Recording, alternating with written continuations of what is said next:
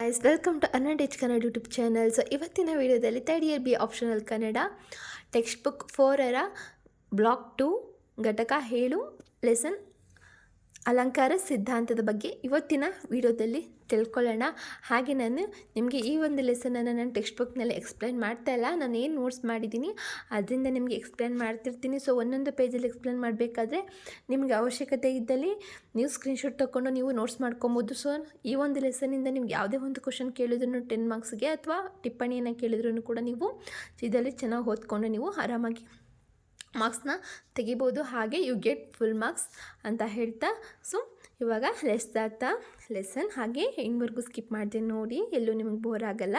ಹಾಗೆ ಫಸ್ಟ್ ಪೀಠಿಕೆನ ನೋಡೋಣ. ನಾವು ಯಾವುದೇ ಒಂದು ಎಕ್ಸಾಮ್ ಬರೀಬೇಕಾದ್ರೆ ನಾವು ಡಿಗ್ರಿ ಸ್ಟೂಡೆಂಟ್ಸ್ ಆಗಿರೋದ್ರಿಂದ ಫಸ್ಟ್ ನಾವು ಪೀಠಿಕೆ ಅಂತ ಬರೆದು ನಂತರ ವಿವರಣೆ ಹಾಗೂ ಲಾಸ್ಟಲ್ಲಿ ಉಪಸಂಹಾರವನ್ನು ನಾವು ಮೆನ್ಷನ್ ಮಾಡಿ ನಾವು ಬರೆದ್ರೆ ನಮಗೆ ಒಂದು ಅಚ್ಚುಕಟ್ಟಾಗಿ ನೋಡಲಿಕ್ಕೂ ಚೆನ್ನಾಗಿರುತ್ತೆ, ಹಾಗೆಯೇ ಕರೆಕ್ಷನ್ ಮಾಡೋರಿಗೂ ಕೂಡ ಅಟ್ರಾಕ್ಟ್ ಆಗುತ್ತೆ, ಹಾಗೆ ನಾವು ಬರೆದಿರೋದು ಕೂಡ ಅವ್ರಿಗೆ ಅರ್ಥ ಆಗುತ್ತೆ. ಸೊ ನಮಗೆ ಮಾರ್ಕ್ಸ್ ಕೊಡ್ತಾರೆ ಅಂತ ಹೇಳ್ತಾ ಲೆಸನ್ ಫಸ್ಟ್ ಪೀಠಿಕೆ.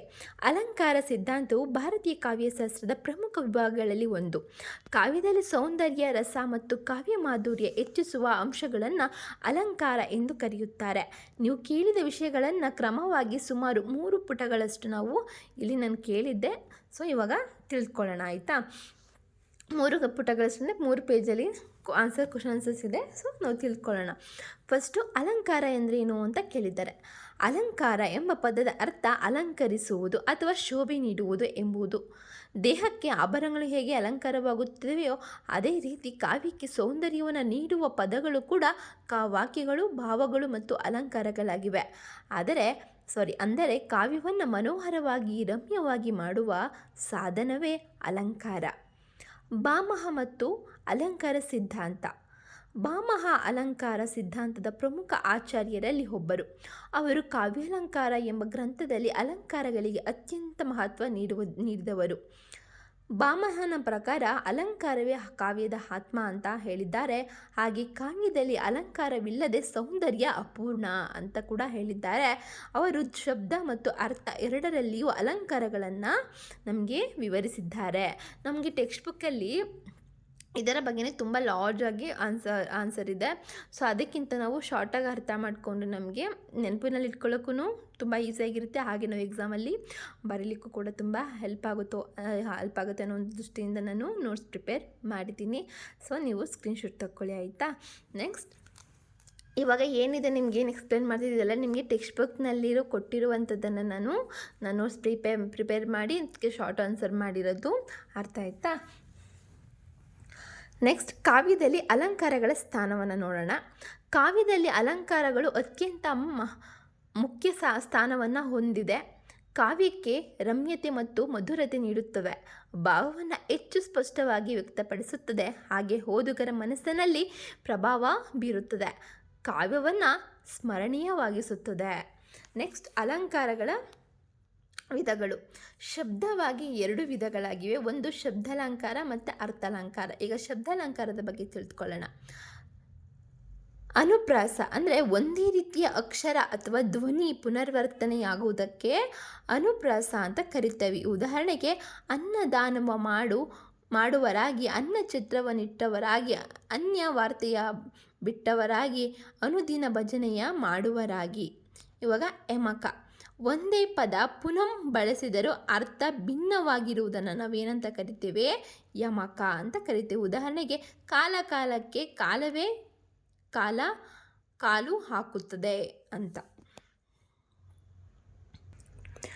ಚಿತ್ರಕವಿತ್ವ ಅಂದರೆ ಪದ್ಯವನ್ನು ಚಿತ್ರರೂಪದಲ್ಲಿ ಅಥವಾ ವಿನ್ಯಾಸದಲ್ಲಿ ರಚಿಸುವುದು. ಅಕ್ಷರಗಳ ವಿನ್ಯಾಸದಿಂದ ದೃಶ್ಯ ಸೌಂದರ್ಯ ಸೃಷ್ಟಿಯಾಗುತ್ತದೆ. ಅರ್ಥಾಲಂಕಾರಗಳು. ಫಸ್ಟ್ನೇದು ಉಪಮೆ. ಒಂದು ವಸ್ತುವನ್ನು ಇನ್ನೊಂದರೊಂದಿಗೆ ಹೋಲಿಸುವುದನ್ನು ನಾವು ಉಪಮೆ ಅಂತ ಕರಿತೇವೆ. ಉದಾಹರಣೆಗೆ ಮುಖ ಚಂದ್ರನಂತೆ. Second one ಅನನ್ವಯ. ಯಾವುದಕ್ಕೂ ಹೋಲಿಸಲಾಗದ ವಿಶಿಷ್ಟತೆ. ಉದಾಹರಣೆಗೆ ಅವಳ ಸೌಂದರ್ಯಕ್ಕೆ ಸಮಾನವಿಲ್ಲ. ಥರ್ಡ್ ಒನ್ ಉಪಮೇಯ ಮತ್ತು ಉಪಮಾನ ಎರಡನ್ನು ಪರಸ್ಪರ ಹೋಲಿಸುವುದನ್ನು ಏನಂತೀವಿ? ಉಪಮೇಯೋಪಮೆ ಅಂತ. ನೆಕ್ಸ್ಟ್ ಫೋರ್ತ್ ಒನ್ ಪ್ರತಿಭಾ. ಕವಿಯ ಸೃಜನಶೀಲ ಶಕ್ತಿ ಅಥವಾ ಹೊಸತನವನ್ನು ಏನಂತ ಕರಿತೇವೆ ನಾವು? ಪ್ರತಿಭಾ ಅಂತ ಕರಿತೇವೆ. ದೀಪಕ ಅಂದರೆ ಒಂದು ಕ್ರಿಯೆ ಅನೇಕ ವಸ್ತುಗಳಿಗೆ ಅನ್ವಯಿಸುವುದನ್ನು ನಾವೇನಂತ ಕರಿತೇವೆ? ದೀಪಕ ಅಂತ ಕರಿತೇವೆ. ನೆಕ್ಸ್ಟ್ ರೂಪಕ ಅಂದರೆ ನೇರವಾಗಿ ಹೋಲಿಕೆ ಹೇಳುವುದು. ಅಂದರೆ ಉದಾಹರಣೆಗೆ ಅವಳು ಚಂದ್ರ ಅಂತ ಹೇಳುವುದಕ್ಕೆ ರೂಪಕ ಅಂತ ಕರಿತೇವೆ. ನೆಕ್ಸ್ಟ್ 7th ಒನ್, ದೃಷ್ಟಾಂತ. ಒಂದು ವಿಷಯವನ್ನು ಉದಾಹರಣೆಯಿಂದ ವಿವರಿಸುವುದನ್ನು ನಾವು ದೃಷ್ಟಾಂತ ಅಂತ ಕರಿತೇವೆ. ಉಲ್ಲೇಖ ಅಂದರೆ ಪ್ರಸಿದ್ಧ ವ್ಯಕ್ತಿ ಅಥವಾ ಘಟನೆಗಳನ್ನು ಉಲ್ಲೇಖಿಸುವುದಕ್ಕೆ ನಾವು ಉಲ್ಲೇಖ ಅಂತ ಕರಿತೇವೆ. ಉತ್ಪ್ರೇಕ್ಷೆ ಅಂದರೆ ಕಲ್ಪನೆಯ ಆಧಾರದ ಮೇಲೆ ಅತಿಶಯದ ಹೋಲಿಕೆ ಆಗಿರುವುದನ್ನು ನಾವು ಉತ್ಪ್ರೇಕ್ಷೆ ಅಂತ ಕರಿತೇವೆ.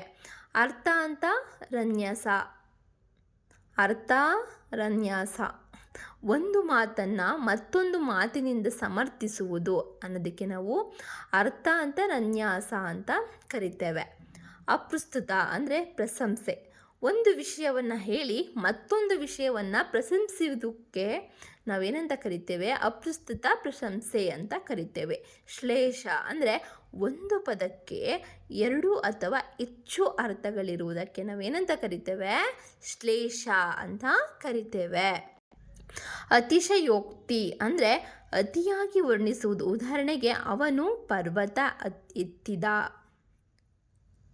ವಿರೋಧಾಭಾಸ, ವಿರೋಧಿ ಅರ್ಥಗಳು ಇದ್ದರೂ ಒಂದೇ ವಾಕ್ಯದಲ್ಲಿ ಬಳಕೆಯಾಗುವುದಕ್ಕೆ ವಿರೋಧಾಭಾಸ ಅಂತ ಕರಿತೇವೆ. ಸ್ವಭಾವೋಕ್ತಿ ಅಂದರೆ ಸ್ವಾಭಾವಿಕವಾಗಿ ನಡೆಯುವ ಒಂದು ಕ್ರಿಯೆಯನ್ನು ವರ್ಣಿಸುವುದಕ್ಕೆ ನಾವೇನಂತ ಕರಿತೇವೆ? ಸ್ವಭಾವೋಕ್ತಿ ಅಂತ ಕರಿತೇವೆ. ಕೊನೆಯದಾಗಿ ಉಪಸಂಹಾರ ಅಥವಾ ಸಾರಾಂಶ. ಅಲಂಕಾರಗಳು ಕಾವ್ಯದ ಸೌಂದರ್ಯವನ್ನು ಹೆಚ್ಚಿಸುವ ಪ್ರಮುಖ ಸಾಧನಗಳು. ವಾಮನಂತಹ ಆಚಾರ್ಯರು ಅಲಂಕಾರಗಳಿಗೆ ಮಹತ್ವ ನೀಡಿ ಕಾವ್ಯಶಾಸ್ತ್ರವನ್ನು ಶ್ರೀಮಂತಗೊಳಿಸಿದ್ದಾರೆ.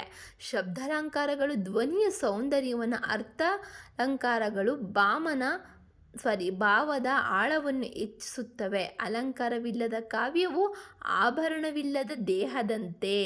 ಅಲಂಕಾರಗಳಿಂದ ಕೂಡಿದ ಕಾವ್ಯವು ಮನಸ್ಸಿಗೆ ಆನಂದವನ್ನು ನೀಡುತ್ತದೆ ಅನ್ನುವುದು ಈ ಒಂದು ಲೆಸನ್ನ ಉದ್ದೇಶವಾಗಿದೆ. ಇದಾಗಿತ್ತು ಇವತ್ತಿನ ವಿಡಿಯೋ. ನಿಮಗೆ ಹೆಲ್ಪ್ ಆಯಿತು ಅಂತ ಹೇಳ್ತಾ, ಹಾಗೆ ಅರ್ಥನೂ ಆಗಿದೆ ಅಂತ ಭಾವಿಸ್ತಾ, ಹಾಗೆ ನನ್ನ ಹ್ಯಾಂಡ್ ರೈಟಿಂಗ್ ಅದು ನಿಮ್ಗೆ ಇಷ್ಟ ಆಗಿಲ್ಲ ಅಂದರೆ ಸ್ವಲ್ಪ ಅರ್ಥ ಮಾಡ್ಕೊಳ್ಳಿ. ಆದಷ್ಟು ನಾನು ಫಾಸ್ಟಾಗಿ ಬರೆದಿದ್ದೀನಿ, ಅರ್ಥ ಆಗುತ್ತೆ ಅಂತ ಅಂದ್ಕೋತೀನಿ. ನಿಮ್ಗೇನಾದರೂ ಡೌಟ್ಸ್ ಇದ್ದಲ್ಲಿ ನಿಮ್ಮ ಕಮೆಂಟ್ ಸೆಕ್ಷನಲ್ಲಿ ಕೇಳಿ ಅಂತ ಹೇಳ್ತಾ, ಹಾಗೆ ನಿಮ್ಗೆ ಇಷ್ಟ ಆದರೆ ಲೈಕ್ ಮಾಡಿ, ಇಲ್ಲ ಅಂದರೆ ಡಿಸ್ಲೈಕ್ ಮಾಡಿ. ಹಾಗೆಯೇ ಇನ್ನೂ ಹೆಚ್ಚಿನ ವೀಡಿಯೋಸ್ಗಾಗಿ ಸಬ್ಸ್ಕ್ರೈಬ್ ಮಾಡಿ. ಹಾಗೆ ಪಕ್ಕದಲ್ಲಿರೋ ಬೆಲ್ಲೈಕನ್ನು ಕ್ಲಿಕ್ ಮಾಡಿ, ಆಲ್ ನೋಟಿಫಿಕೇಷನ್ ಮೇಲೆ ಕ್ಲಿಕ್ ಮಾಡಿ ಅಂತ ಹೇಳ್ತಾ, ಮುಂದಿನ ಘಟಕದಲ್ಲಿ ನಾವು ಘಟಕ 8ರ ಬಗ್ಗೆ ಗುಣ ಸಿದ್ಧಾಂತದ ಬಗ್ಗೆ ತಿಳ್ಕೊಳ್ಳೋಣ. ವೆಯ್ಟ್ ಮಾಡ್ತಾ ಇರಿ ಅಂತ ಹೇಳ್ತಾ, see you the next video. Bye, take care.